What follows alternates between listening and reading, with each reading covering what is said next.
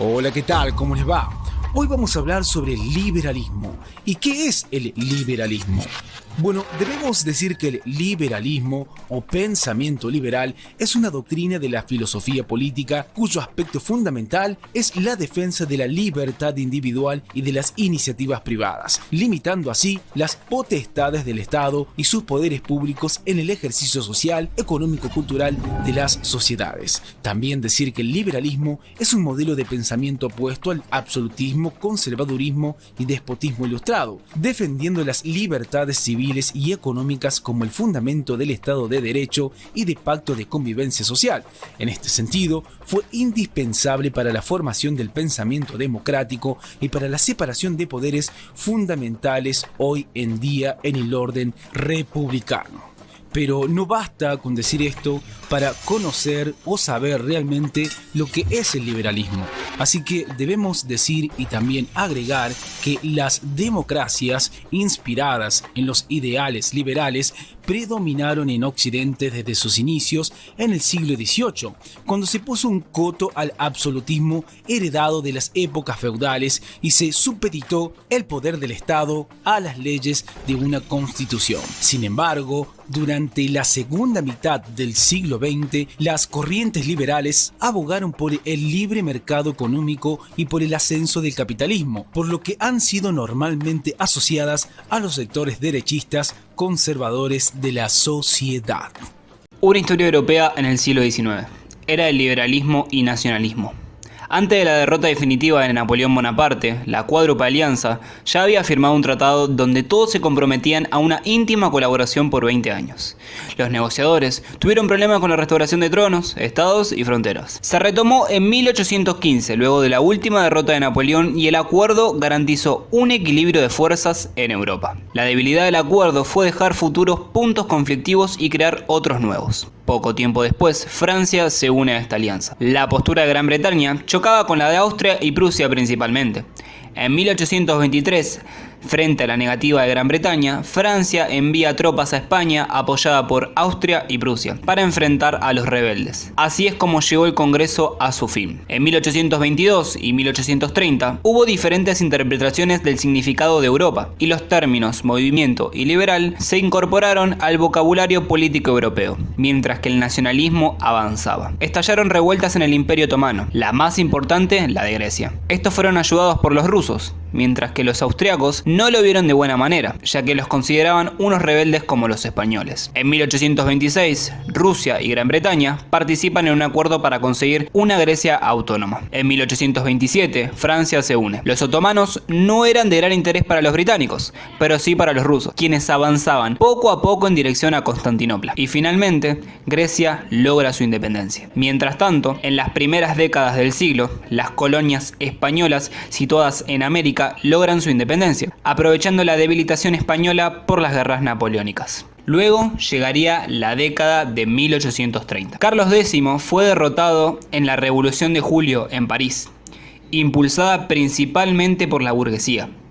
Como resultado de esto, se crea una monarquía constitucional con Luis Felipe como nuevo monarca. Las consecuencias fueron más notables en el exterior que en Francia.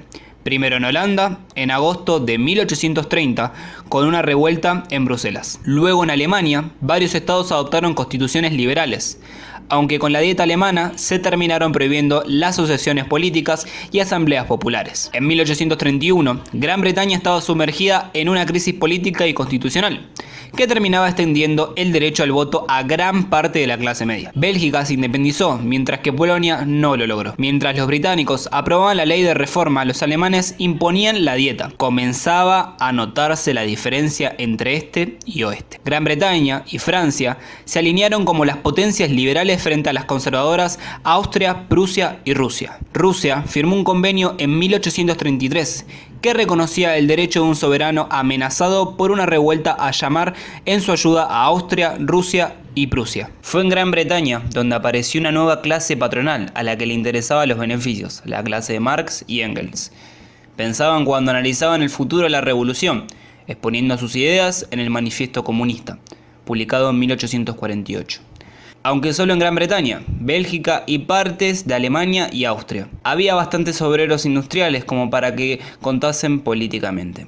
De hecho, durante la década de 1840 hubo trabajadores manuales en Francia, Alemania y Austria, que destruían las máquinas que creían que les estaba dejando sin empleo. En esta década, la política fue influida por cambios estructurales, el desarrollo urbano, la industrialización y los nuevos sistemas de comunicación. Los ferrocarriles fueron desde el principio símbolos de movimiento, pero también redujeron los costes de transporte, abrieron mercados y generaron una demanda de carbón y acero sin precedentes. Para facilitar y aumentar el volumen del transporte de mercancías, Prusia tomó la iniciativa con la creación de un Zollverein, es decir, unión aduanera.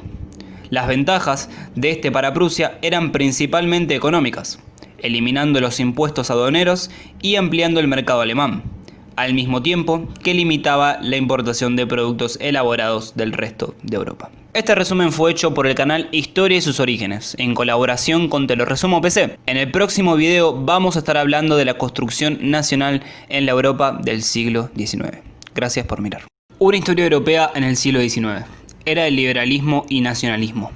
Antes de la derrota definitiva de Napoleón Bonaparte, la Cuádruple Alianza ya había firmado un tratado donde todos se comprometían a una íntima colaboración por 20 años.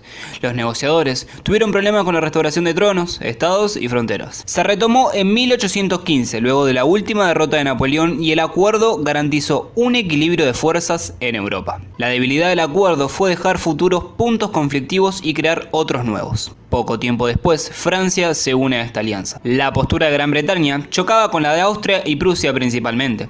En 1823, frente a la negativa de Gran Bretaña, Francia envía tropas a España apoyada por Austria y Prusia para enfrentar a los rebeldes. Así es como llegó el Congreso a su fin. En 1822 y 1830 hubo diferentes interpretaciones del significado de Europa, y los términos movimiento y liberal se incorporaron al vocabulario político europeo, mientras que el nacionalismo avanzaba. Estallaron revueltas en el Imperio Otomano, la más importante la de Grecia. Estos fueron ayudados por los rusos, mientras que los austriacos no lo vieron de buena manera, ya que los consideraban unos rebeldes como los españoles. En 1826, Rusia y Gran Bretaña participan en un acuerdo para conseguir una Grecia autónoma. En 1827, Francia se une. Los otomanos no eran de gran interés para los británicos, pero sí para los rusos, quienes avanzaban poco a poco en dirección a Constantinopla. Y finalmente, Grecia logra su independencia. Mientras tanto, en las primeras décadas del siglo, las colonias españolas situadas en América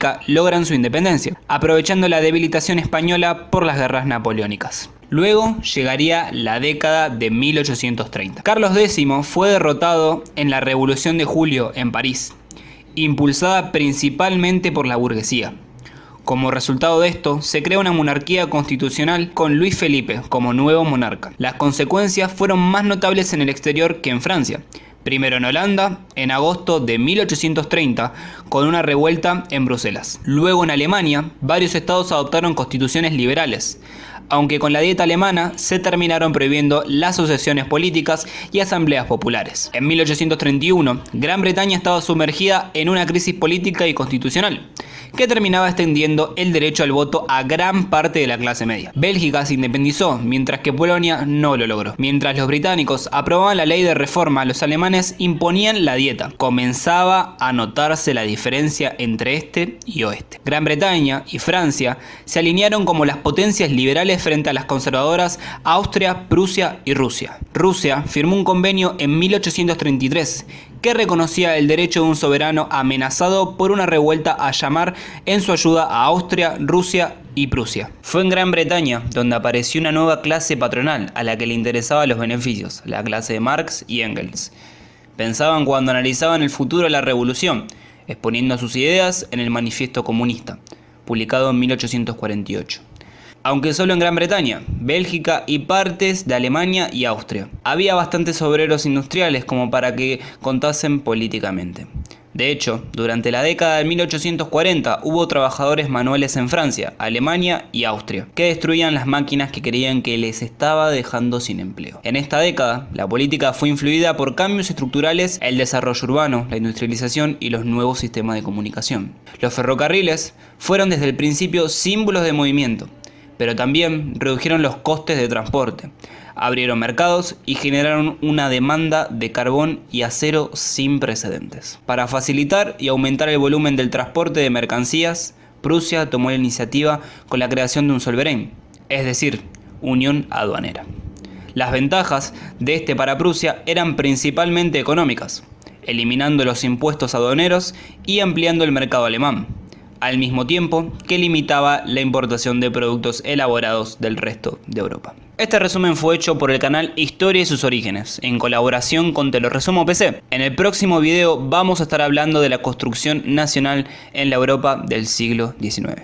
Gracias por mirar.